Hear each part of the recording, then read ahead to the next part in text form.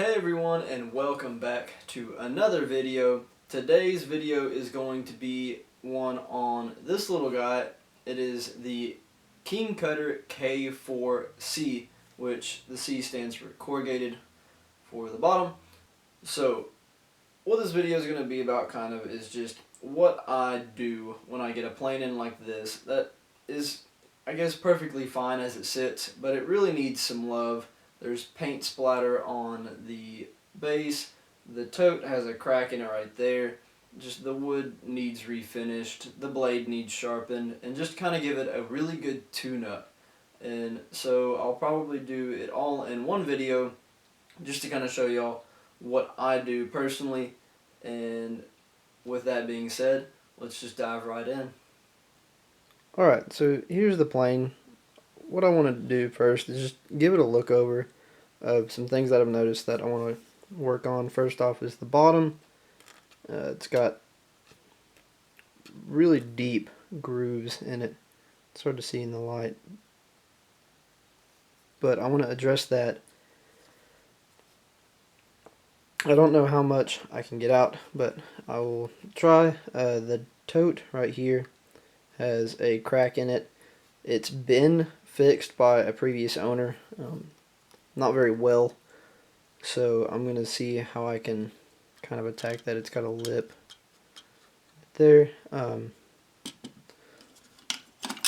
Take this off. I don't really see much rust on it aside from a bit of surface rust right there, so just some steel wool.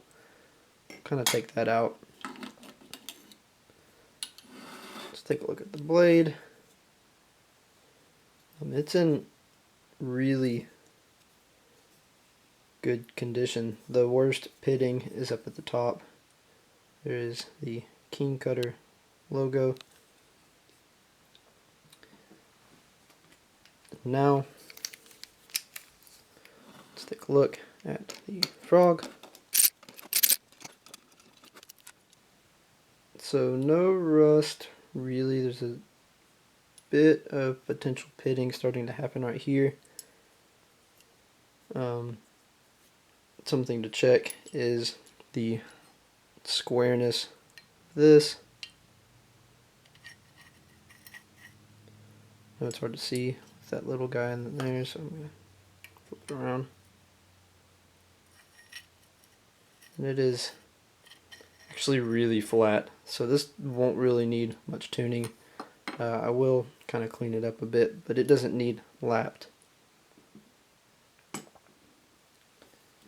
Alright, so here is the base.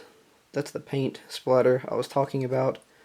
My hope is that some mineral spirits will take it off, but it also shouldn't mess with the Japanning any because it's a baked on enamel.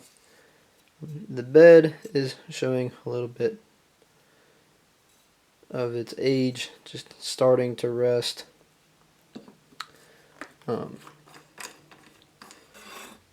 Here is the front knob. No cracks in it. It's actually in really good condition.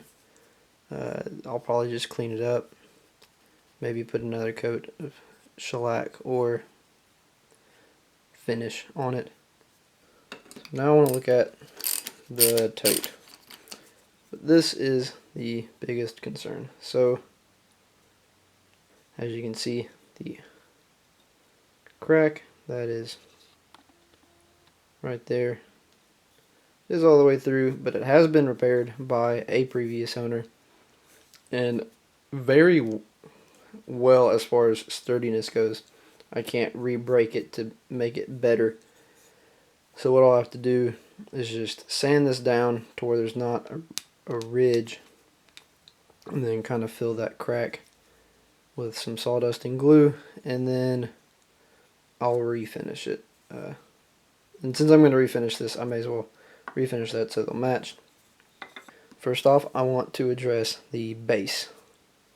Alright, so I've gotten everything off of the base, and as you can see, there's just some gunk, paint splatter, things like that on here that I'd like to remove. And so my first go I'm going to give at it is going to be with some mineral spirits. and then I'm going to put it in a bath of WD-40. So I've just got some mineral spirits right here that I'm going to rub on here. Alright, so I have wiped everything down with mineral spirits. I got a whole lot of the paint out, not quite every bit. So what I'm going to do is throw it in the WD-40. That way it can get up in the threads and help break up that rust and any moisture that might be left on it, as well as hopefully soften up the paint splatter that's on it. Alright, so it's been sitting for about 30 minutes now. If you remember from my last video on the spoke shape restoration, I left it in there for almost a day. This is in significantly better shape, so I'm not leaving it in that long. So now it's just to scrub all these parts without splashing WD-40 everywhere.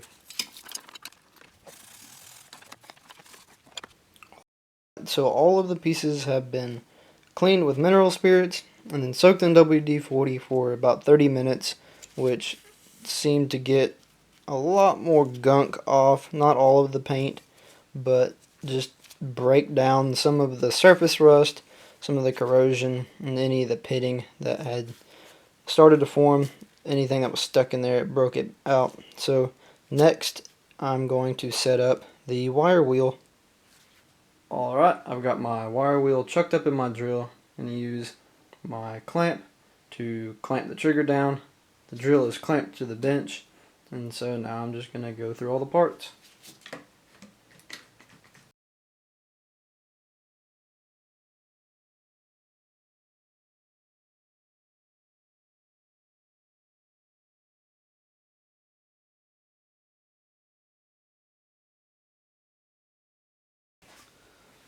Alright, so that's it for this. As you can see,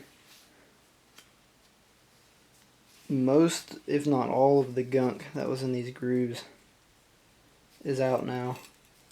And so once I get this fully assembled and I lap this out, this will be nice and flat and shiny along with the sides. So before I put it all together, I'm going to go through and polish all the brass parts just to give it a nice little shine. And I've got just a polishing wheel set up with some compound on it. I'm just going to go through that real quick.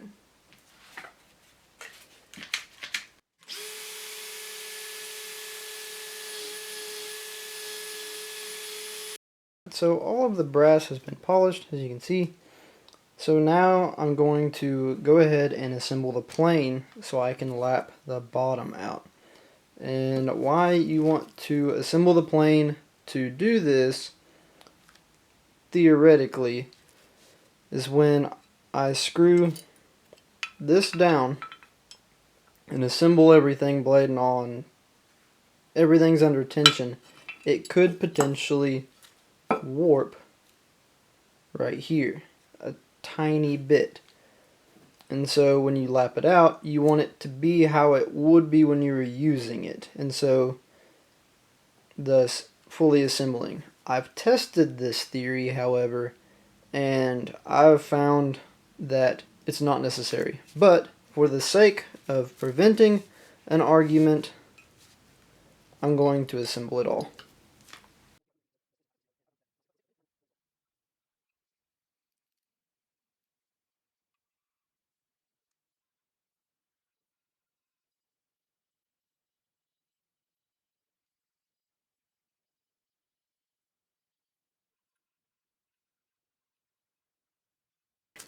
Alright, so it's reassembled. Got the blade pulled all the way back. And so now I'm going to set up a lapping plate. So I've got my lapping plate set up. It's just a piece of glass. And then I've got a little trick that I learned in school. It is drywall sandpaper. It's this mesh that works really well for flattening chisels, planes, whatever it may be, because the metal particles can fall through this and that you can actually use both sides. So that's what I've got right here, and all you do is just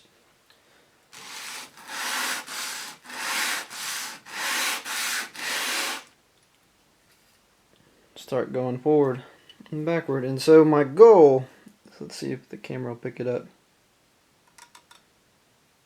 as I mentioned it before, but these grooves are so deep, so I highly doubt I can get them all out, but I will at least get some of them, as well as flatten this.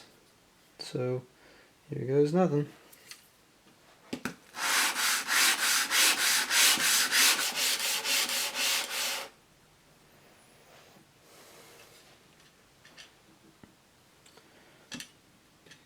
Alright, look at that. There are many passes and about 3 sheets of that sandpaper. I was able to get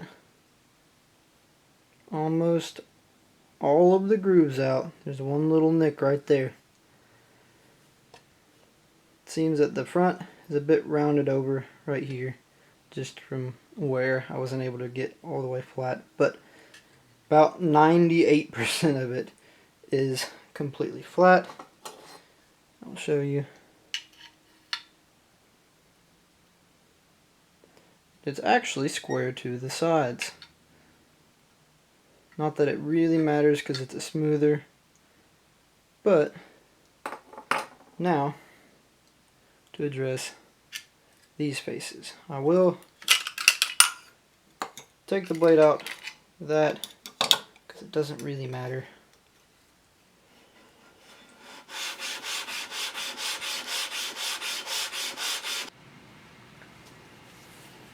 Alright, so I have gone through all of the grits, and as you can see, cleaned up really well. What I did is, there's a nice little smudge.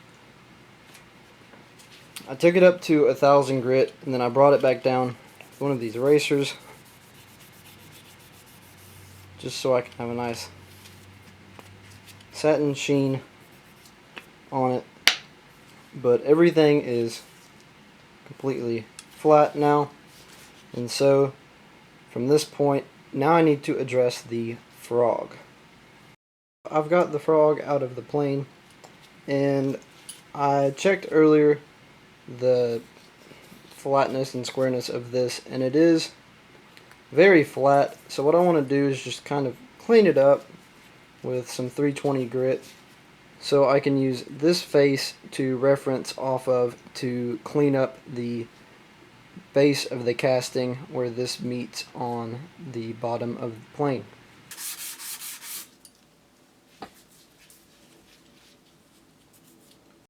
So that cleaned up very nice. So the next is to address this portion, and I will show you how I'm going to do that right now. I have here a piece of sandpaper, and I like to use the 3M backed paper. It's got some grip, I guess rubber texture to the back, so it holds two things easier, and I've cut it the same thickness as the frog. So what I'll do is just fold it around, make sure it's real tight, essentially use this as a file.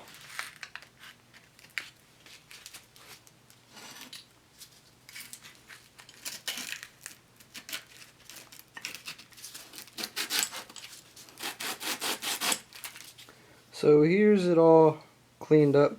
It's not as shiny as this, just because it's a lot harder to get up in there, but as long as this is flat, that's all that really matters. And so that's pretty much it for the base. I'm going to clean this all up one last time, and then I'm going to wax it, and then it will be done. And all that's left is the tote and knob, and then the blade. Alright, so now that I've got everything nice and clean, I'm going to take some paste wax, and I'm just going to wipe it down.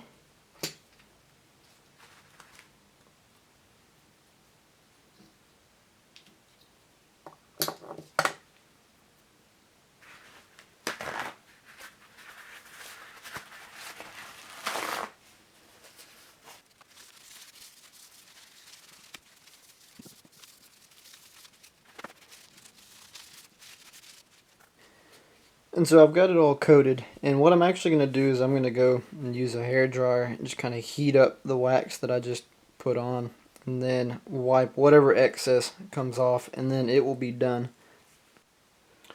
Okay, so next is to address these. This guy is in actually really good shape. There's no chip outs or anything like that, so I'll just need to kind of remove this finish and then just refinish it. But this is the one that's going to take some work. As you can see, there is a crack right there, and it has been repaired, but there is a ridge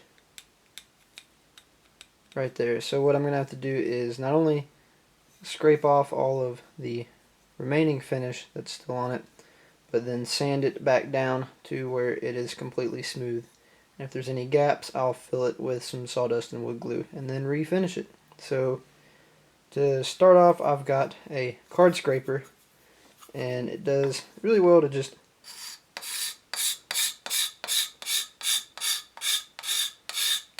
get the finish off quick.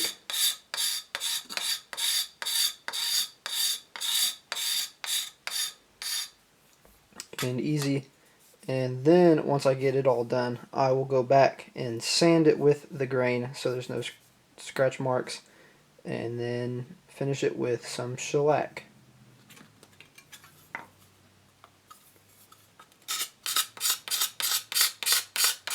So I've got pretty much all the finish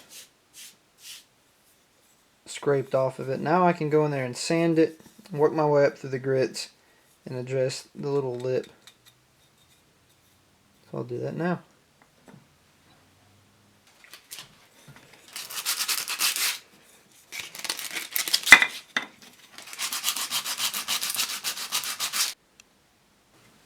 So for the front knob, I've got it chucked up in my drill, and I'm literally just going to sand it.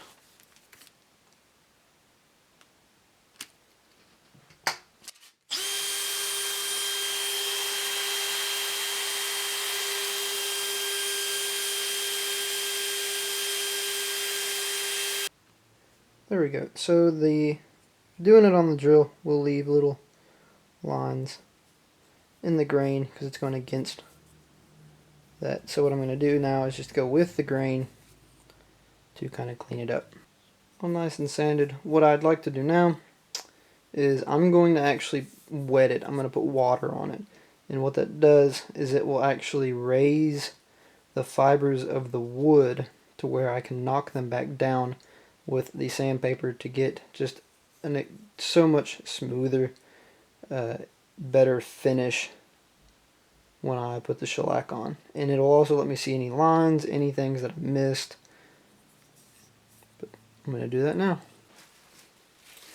As you can see, it's wet. Just wipe it down.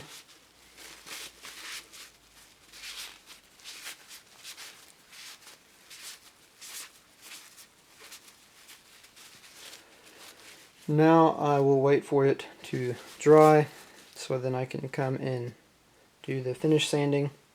I've already done it to this one, and as you can see, it is significantly better than it was before.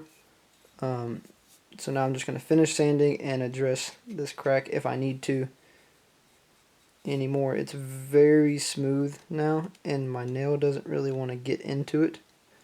So I may not need to fill anything, but we'll see. Alright, so these have been sanded and are now ready for a finish.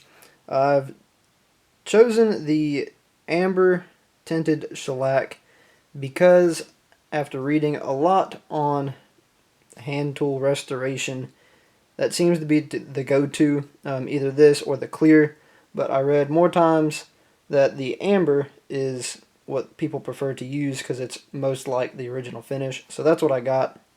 And don't judge me on my technique of applying shellac because this is the first time I've ever done it, aside from a few practice pieces. So I'm just going to start going.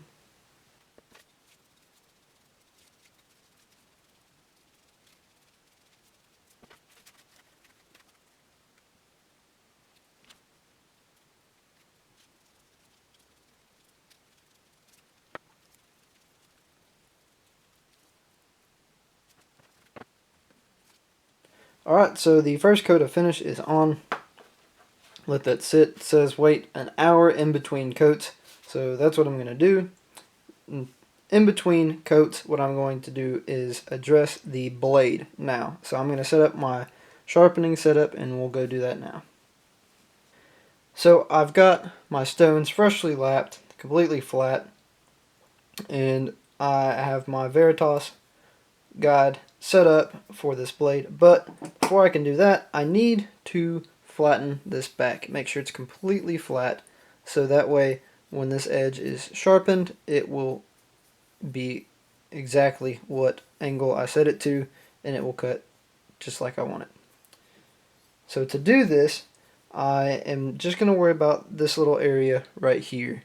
There's no need for the rest of the blade to be completely flat. So I'm just going to go through the grits and flatten them on my stones.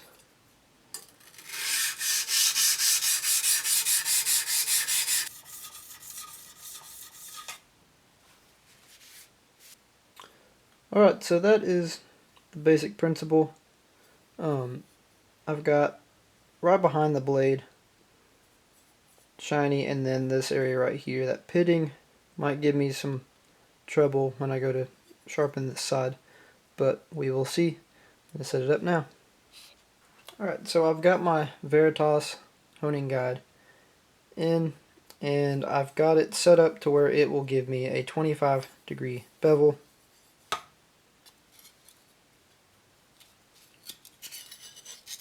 So all I need to do is butt it up against that stopper.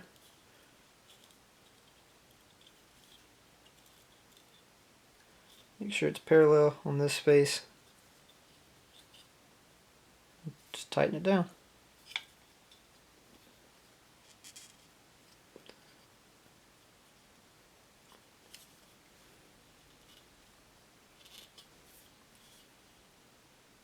And then slide this off and you're good to go.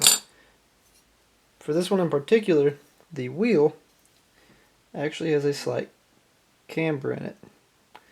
That is because for the smoother, I'd like to put a camber on it, just to kind of knock off the edges and give a little bit of a round, just so it'll kind of give a subtle scoop, not necessarily just flat hard edges, hard corners.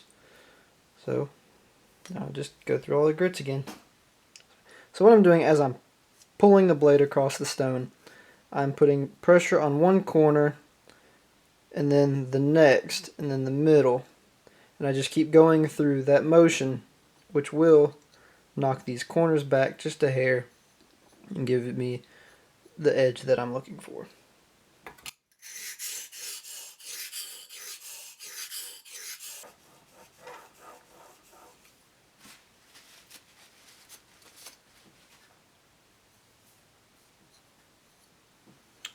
Alright, so there is my edge. It's hard for the camera to focus on it.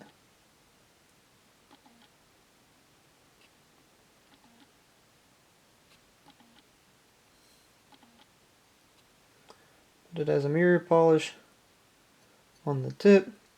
The original grind from the previous owner is so ridiculously steep, so I would have to use a bench grinder, which I don't have, to take it all the way back. So this is what I got. Now to see if it will shave my arm. Just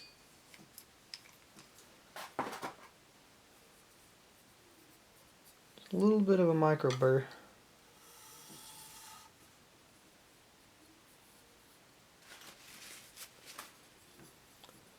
Right.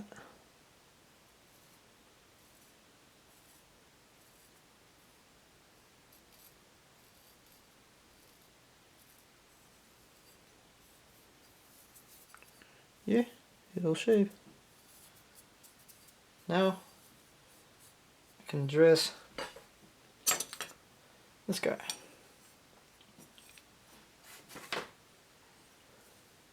So it's important that this is completely flat. And so when I hold it up to the light, these corners are a bit low. So I'm going to go through and I'm going to knock this back flat so it can provide even pressure to the blade.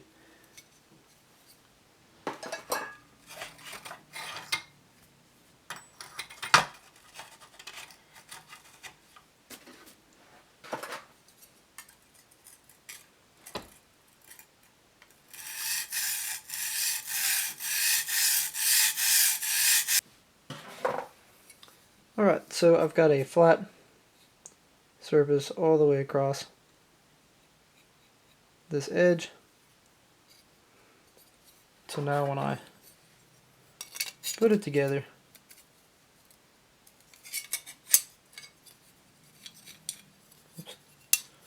when I put it together,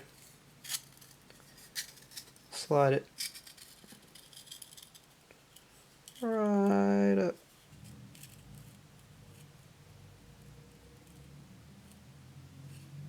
Close to that blade, being sure not to pass it and ruin my nice new edge. And then tighten it down, and this will be a complete assembled blade and chip breaker. Alright, so I've got the handles finished, and I wanted a comparison, and so I have a Stanley carriage maker's plane that is from the same time period that this was made, and it's all original, everything on it. And so I think the finish is very, very close to matching what Stanley had originally intended it to look like when they manufactured these planes for Kutter. So I'm pretty pleased with that. It was quite the journey getting used to shellac instead of wipe-on poly, which is my typical go-to. But now let's just install them.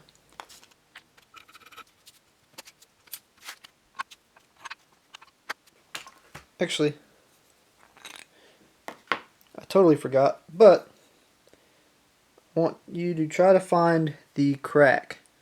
I ended up not having to do much. It just blends in with the grain with this finish. But it's right there. You can actually see it on this side, but as you move around, it disappears. So I'm very pleased with that as well. Now I will put it on for real.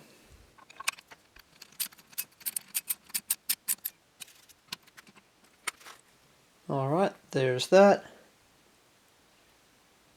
Drop the freshly sharpened blade in.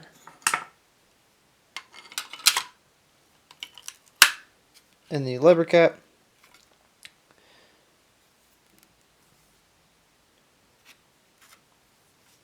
And there you have it.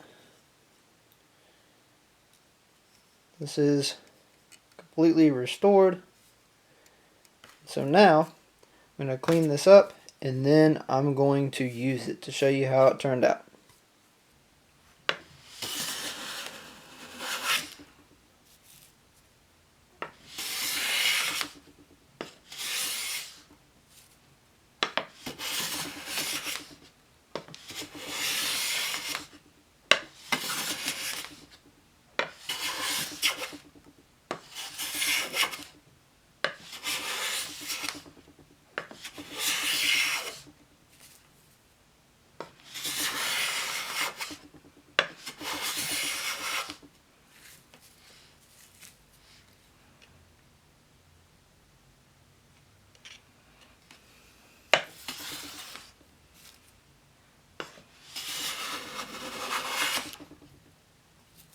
Now I'm taking real thick shavings.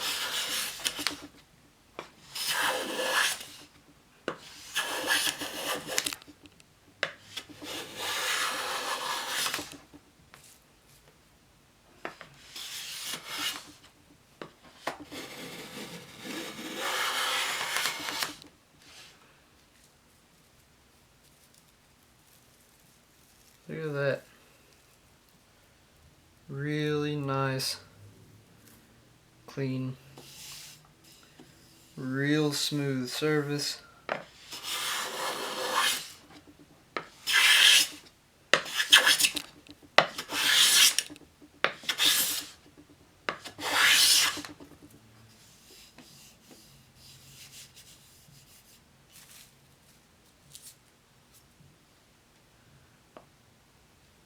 There you have it. Fully restored, fully functional plane. Predates World War II. So let's take a look at the wood. And so, see if you can see the sheen from the light, how smooth of a surface that little plane left me with. This is finished ready. I wouldn't do anything to it. No sanding required. No sawdust everywhere. There you have it. It is completely restored. So there you have it. That is exactly what I do every time I get a plane in this condition, to kind of restore it, but make it to where I don't feel too bad at using it, that I could potentially mess it up. It turned out really nice, or at least I'm very pleased with how it turned out. It just is a beautiful little tool, and it yields beautiful results with all things that are original. The slop and the adjustment is pretty minuscule, and it does not take much to get that blade to start cutting. And just a slight little adjustment here and here is all it took to get all of the shavings cutting right in the center where you want it, and giving that wood a nice ready to finish sheen with really awesome looking shavings. So that's it for this video. Please let me know down in the comments what you like, what you didn't like. If you restore hand tools, your approach to things, if I did something wrong, please let me know so I do not continue doing it in the future. I try to restore things to the best of my abilities, but I am always going to be learning something new. So I always appreciate constructive criticism so I can continue to grow in my knowledge of hand tools and just how to take care of them and how to restore them. But thanks for watching, and until next time, see ya.